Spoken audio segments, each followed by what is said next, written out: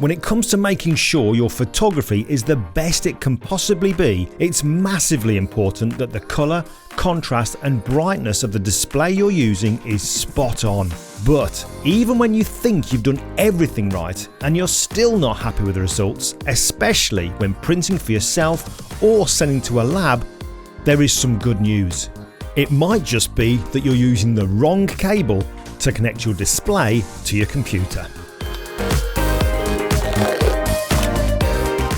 Okay, so recently I got to spend some time with Dr Chris Bai, a world-leading authority on colour, who is also the Vice Chair of the ICC, the International Colour Consortium, Chair of the Display Working Group at the ICC, and also the Senior Colour Expert and Manager of the Colour Technology Lab at BenQ, the folks who make the displays that I use and have relied on for years. Now, we chatted a lot about colour, calibration, printing and future technology, and it was completely fascinating.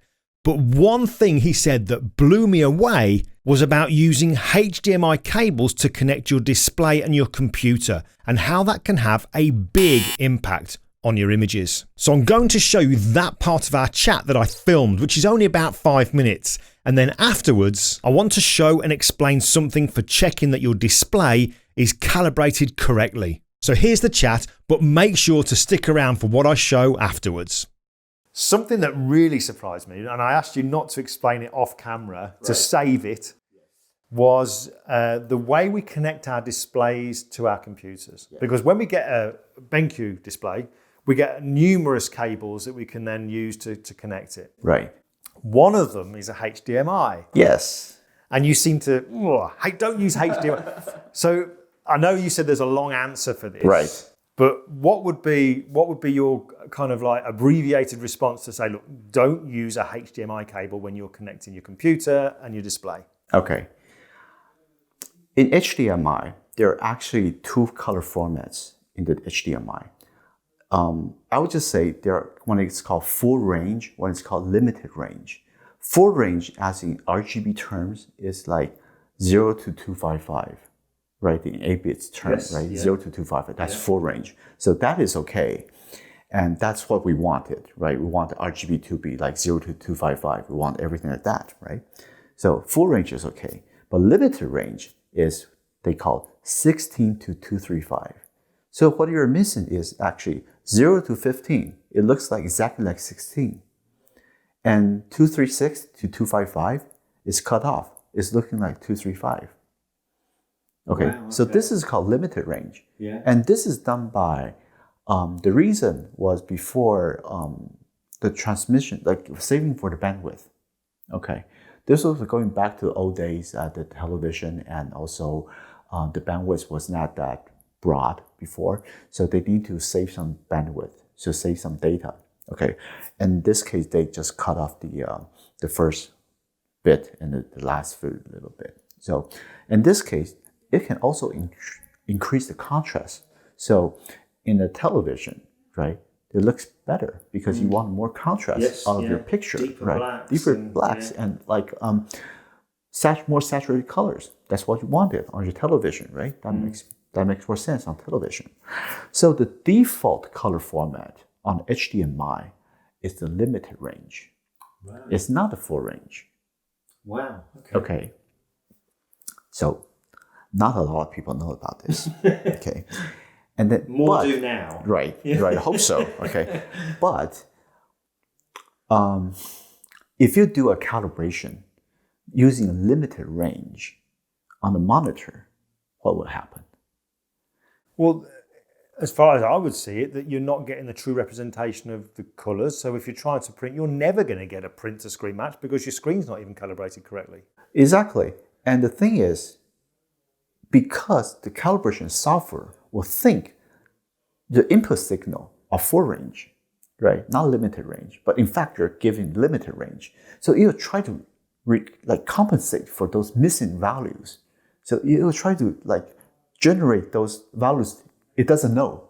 So give it rubbish filling there. So your gamma curve will look really bad in that case. So you might get a really greenish like a gamma curve, like grayscale. It might look greenish, it might look yellowish or reddish. We don't know. Okay, it really depends on the algorithm. So the difference could really be noticeable. Yeah, so your calibration report will actually show that you fail the calibration, okay, and you don't know why. Okay, I did a calibration, like I warm up the monitors really fine. Okay, I follow everything, and everything checks out. I'm just using HDMI. Okay, but the calibration failed. Okay, it's your monitor's fault. No, it's not our monitors. Our monitors are fine. It's the calibration. It's the cable. It's the HDMI cable. So that obviously begs the question then, what would you say would be the best way to connect? Right. The best way to connect nowadays, I would say probably USB-C cable or DisplayPort cable, DP cable. These two will be the best choice. These two gives out the best color formats for the calibration. That is so... When you explain it that way, of how much of a difference it can make, you think, why don't we know this? Yes. Why isn't that public knowledge? Well, it's just crazy. People never actually really think about it, and actually, when they actually encounter a failed calibration report, they just pick up the phone and call us and say, "Your monitor is broken." They never think about it's the HDMI fault. Wow. Yeah. Okay. So you would have heard there that Dr. Chris Bai mentioned about getting a failed display calibration. Now, not a lot of people do the validation after they've calibrated their display, but it is a really important part of the process. When I calibrate my BenQ displays using BenQ's Palette Master Element software, the validation is here at the end of the process. Now, there are two numbers that you need to pay particular attention to. This symbol means delta E and basically gives you an idea of how your display is performing. A delta E number of 2 or less is fantastic, and a delta E of 5 or less is really good. The validation process takes just a few moments, and you can see here that my display has passed with flying colours. If you use other software to calibrate your display, such as Calibrated, then you can also perform a validation at the end. Now, the display I use for editing my images is the BenQ SW321C, and like all BenQ displays, this is a hardware calibrated display, meaning that the profile created is held on a chip within the display, which is something else that ensures accuracy of colour, contrast and brightness. Now, there is a lot more that Dr. Chris Bai and I talked about, and I will be sharing that in future videos.